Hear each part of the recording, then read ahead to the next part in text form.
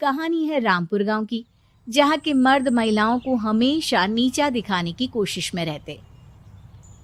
अरे अभी तक खाना नहीं आया, क्या मुझे एक और शादी करने की जरूरत है? नहीं जी नहीं, ऐसा मत करना, वरना मैं कहाँ जाऊंगी। खाना लेकर मैं अभी आई जी। गांव की पंचायत में भी फैसले हमेशा औरतों के खिलाफ ही रहते। मैं जो फैसला सुनाता हूँ वो भगवान की आज्ञा होती है। इस लड़के ने अपने मन से शादी करके अच्छा नहीं किया। लड़के को घर भेज दो और इसकी शादी इसकी जाति की किसी लड़के से करवा दो, लेकिन ये लड़की, इसे तो गांव के बाहर निकाल दो। नहीं नहीं जमींदार साहब, ये क्या बोल रहे हैं? ऐसा नहीं हो सकता। मेरी बेटी मासूम है, इसे अच्छे बुरे की समझ नहीं है। अरे कहाँ जाएगी ये बेचारी? कहाँ जाएगी? इतनी चिंता है तो पूरे परिवार का गांव निकाला कर देते हैं। बेचारे पूरे बसे बसाए परिवार को गांव छोड़ना पड़ता है। चाहे जो हो, अगर बेटियों को कंट्रोल नहीं कर सकते तो गांव में रहने का कोई मतलब नहीं है। यहाँ औरतों को दब कर रहना होगा। कोई भी अपने हिसाब से कुछ नहीं कर सकता, सब ईश्वर की मर्जी से ही होगा। तभी गांव का एक आदमी दौड़ा दौड़ा आता है। सरपंच साहब, जमींदार साहब, वो कालिया है ना, उसकी बेटी पढ़ने के लिए शहर जा रही है। अच्छा, ये कब हो गया? और कालिया की हिम्मत कैसे हो गई ऐसा करने की? लेकर आओ उसे और उसकी बेटी को। बस फिर क्या था, हाजिर हो जाते हैं कालिया और उसकी बेटी सरपंच के सामने। अरे कालिया, ये क्या सुनने में आ रहा है? बेटी को इंजीनियर बना रहा है तू?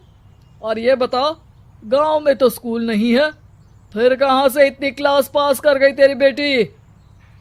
राधा, जो कि कालिया की बेटी है, उसे लगता है कि सरपंच उसकी तारीफ कर रहे हैं। सरपंच जी, मैंने ऑनलाइन पढ़ाई की है, डिस्टेंस लर्निंग से। सभी में मैंने अच्छे नंबर पाए हैं, जिसे देखते हुए शहर की इंजीनियरिंग कॉलेज में मुझे स्कॉलरशिप मिली है। वाह जी वाह, क्या होती है ये? पहले तो ये बताओ, फिर आगे की बात करते हैं। पूरा गांव राधा की बात सुन रहा था और राधा बोलती जा रही थी। तो ऐसे मैं फ्री में एक अच्छी शिक्षा लेकर गांव में जो कुछ परेशानियां हैं, जैसे बिजली, पानी और इंटरनेट जैसी समस्याओं के लिए काम करूंगी। मैं गांव को शहर से जोड़ने के लिए पुल का निर्माण करवाने का प्रस्ताव रखूंगी। मुझे पूरी उम्मीद है कि जल्द ही हमारा गांव भी तरक्की की राह पर चल पड़ेगा। राधा की बात सुनकर सारे गांव वाले ताली बजाने लगते हैं। सरपंच को समझ नहीं आता कि वो क्या करे। चुप रह नादान लड़की, गांव के खिलाफ जाने के लिए तुझे गांव से बेदखल कर दिया जाएगा, वो भी पूरे परिवार के साथ। और हाँ, अगर ठीक से गांव में रहना चाहती है तो ये पढ़ाई लिखाई छोड़ दे। हम तेरे लिए गांव का कोई होनहार लड़का देखेंगे। तभी गांव का एक आदमी बोल पड़ता है। अरे नहीं नहीं सरपंच जी, राधा बिटिया जो बता रही है, अगर वैसा हो जाए तो हम लोगों को पैसा कमाने के लिए बाहर नहीं जाना पड़ेगा। हाँ जी, और ना ही कोसों दूर पानी के लिए भटकना पड़ेगा। हमारे बच्चे भी अच्छी पढ़ाई कर सकेंगे और आगे बढ़ेंगे, ना कि हमारी तरह खेती करते बैठेंगे। क्यों गांव वालों, राधा बिटिया का साथ देना चाहिए ना। सरपंच देखता है कि गांव राधा के साथ है तो वो चुप हो जाता है। वो घर आकर अपने सलाहकार से बात करता है, जो बहुत ही चालाक किस्म का इंसान होता है। अरे सरपंच साहब, आपको बहुत ही होशियारी से काम लेना पड़ेगा। एक बार गांव तरक्की कर गया, यहाँ के बालक पढ़ लिए तो कोई ना पूछेगा आपको। और फिर ये जो बेटा और बेटी है ना आपके, इनको भी आम लोगों की तरह ही जीवन जीना होगा। हाँ, लेकिन करे तो क्या करे? वो ना आप मुझ पर छोड़ दीजिए, बस मैं जैसा बोलूं करते जाइए। अगले रोज सुबह जब गांव वाले सोकर उठते हैं तो राधा के घर के बाहर और साथ ही वो लोग जिन्होंने राधा का सपोर्ट किया था, उनके घर के आगे लाल रंग से कल आऊंगी लिखा होता है। कल आऊंगी, यह क्या होता है? अरे यह तो खून से लिखा है, लगता है कोई भूत प्रेत या चुड़ैल का साया है। चलो सरपंच जी के पास चलते हैं। सभी सरपंच के पास जाकर उसे सारी बात बताते हैं। अरे ये तो बड़ी मुश्किल की बात है। चलो मैं एक बाबा को जानता हूँ, उन्हें बुला लेता हूँ। सरपंच बाबा को लेकर गांव के घर के बाहर जाता है।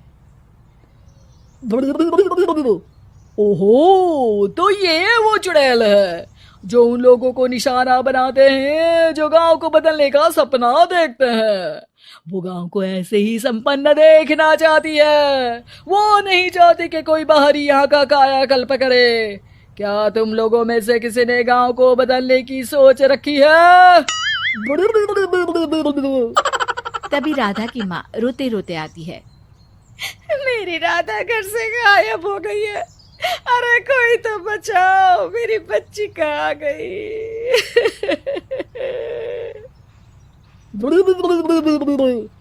ले गई वो चुड़ैल, तेरी बच्ची को ले गई। अब वो उसे श्रापित करके छोड़ेगी, उस पर चुड़ैल का साया हो जाएगा। तभी बुरी सी हालत में राधा भी वहां आ जाती है। उसके बाल चुड़ैल की तरह फैले होते हैं और कपड़ों में खून लगा होता है। सभी राधा को देखकर डर जाते हैं। माँ, पता नहीं मुझे कौन उठा कर ले गया था।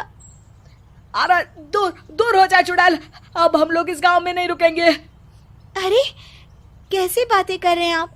कल तो आप मेरे भरोसे गांव का हुलिया बदलने, अपने बच्चों को पढ़ाने और तरक्की उन्नति की बात कर रहे थे, तो आज क्या हो गया आपको? ये फिर तुम लोगों को बहकाएगी। ये चुड़ैल गांव में आ चुकी है, ऐसे ही ये तुम्हारे घर के बच्चों को भी ले जाएगी।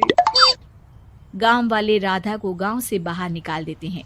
उसके माँ बाप रोते रहते हैं, लेकिन गांव वाले नहीं मानते। मैं भी अपनी बहन के साथ गांव के बाहर रहूंगा, लेकिन वो पढ़ाई नहीं छोड़ेगी। वहीं सरपंच के घर पर सलाहकार कहता है। देखा, सांप भी मर गया और लाठी भी नहीं टूटी। लेकिन अगले ही दिन सरपंच के घर के बाहर भी वही शब्द लिखे होते हैं। और फिर सरपंच की बीवी कहती है, हमारी बेटी को किसी ने अगवा कर लिया है। तभी राधा का भाई वहां आ जाता है। अरे गांव वालों, मैंने सरपंच जी की बेटी को देखा था। वो चुड़ैल उसे उठाकर ले जा रही थी। अरे क्या मजाक कर रहे हो? नहीं नहीं सरपंच जी, आप नहीं जानते। वो चुड़ैल अब आपकी बेटी में आ जाएगी, जैसे राधा के अंदर आ गई थी। तभी सरपंच की बेटी वैसी ही हालत में वहां आती है जैसे राधा आई थी। पापा, पता नहीं कैसे मैं गायब हो गई थी। चुड़ैल, इसके अंदर भी चुड़ैल का साया है, मारो इसे।